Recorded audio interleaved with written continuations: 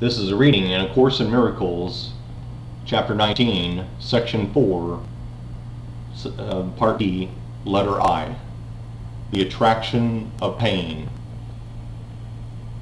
Your little part is but to give the Holy Spirit the whole idea of sacrifice, and to accept the peace He gives instead, without the limits that would hold its extension back, and so would limit your awareness of it. For what He gives must be extended if you would have its limitless power, and use it for the Son of God's release. It is not this you would be rid of, and having it, you cannot limit it. If peace is homeless, so are you, and so am I. And He who is our home is homeless with us. Is this your wish? Would you forever be a wanderer in search of peace? Would you invest your hope of peace and happiness in what must fail? Faith in the eternal is always justified, for the eternal is forever kind, infinite in its patience, and wholly loving. It will accept you wholly and give you peace. Yet it can unite only with what already is at peace in you, immortal as itself. The body can bring you neither peace nor turmoil, neither joy nor pain. It is a means and not an end. It has no purpose of itself, but only what is given to it. The body will seem to be whatever is the means for reaching the goal that you assign to it. Only the mind can set a purpose, and only the mind can see the means for its accomplishment and to justify its use. Peace and guilt are both conditions of the mind to be attained. And these conditions are the home of the emotion that calls them forth, and therefore is compatible with them. But think you which it is that it is compatible with you.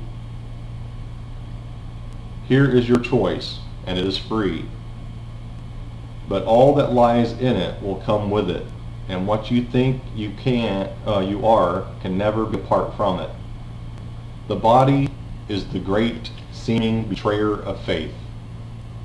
In it lies disillusionment and the seeds of faithlessness, but only if you ask of it what it cannot give. Can your mistake be reasonable grounds for depression and disillusionment and for retaliative attack on what you think has failed you? Use not your error as the justification for your faithlessness. You have not sinned, but you have been mistaken in what is faithful. And the correction of your mistake will give you grounds for faith. It is impossible to seek for pleasure through the body and not find pain. It is essential that the relationship be understood, for it is one the ego sees as proof of sin.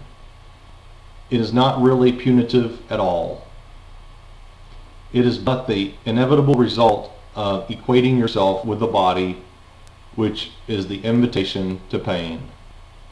For it invites fear to enter and becomes your purpose.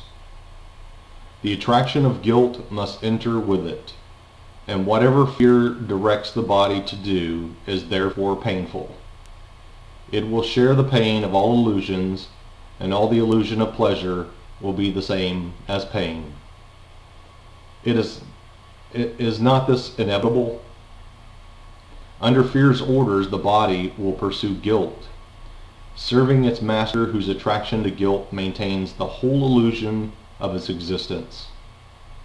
This, then, is the attraction of pain. Ruled by this perception, the body becomes the servant of pain, seeking it dutifully, and obeying the idea that pain is pleasure. It is this idea that underlies all of the ego's heavy investment in the body. And it is the insane relationship that it keeps hidden and yet feeds upon. To you, it teaches that the body's pleasure is happiness, yet to itself it whispers, it is death. Why should the body be anything to you? Certainly, what it is made of is not precious. And just as certainly, it has no feeling. It transmits to you the feelings that you want. Like any communication medium, the body receives and sends the messages that is given.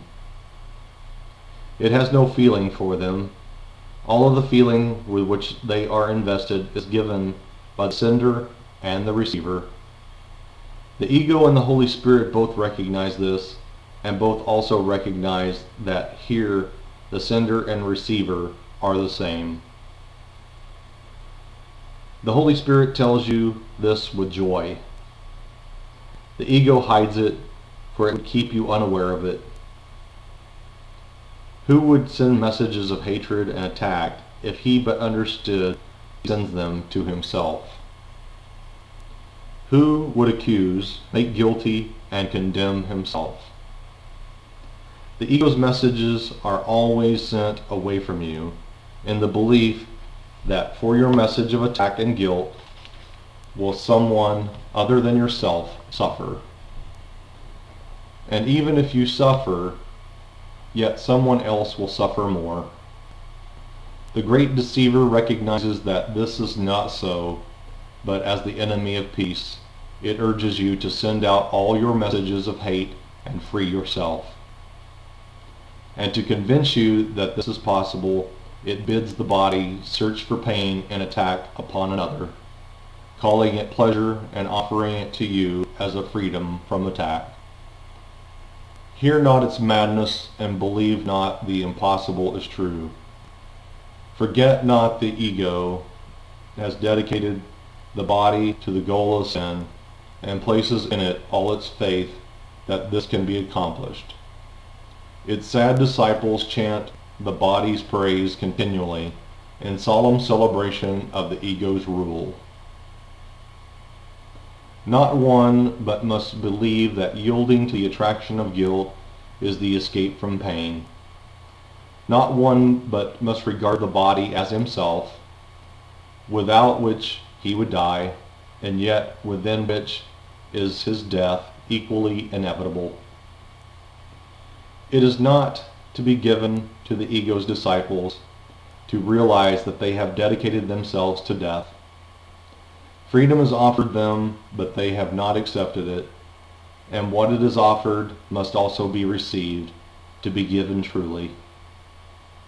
For the Holy Spirit, too, is a communication medium, receiving from the Father and offering his messages unto the Son. Like the ego, the Holy Spirit is both the sender and the receiver, for what is sent through him returns to him, seeking itself along the way and finding what it seeks. So does the ego find the death it seeks, returning it to you. That is the end of the reading in A Course in Miracles, Chapter 19, Section 4, B, Letter I.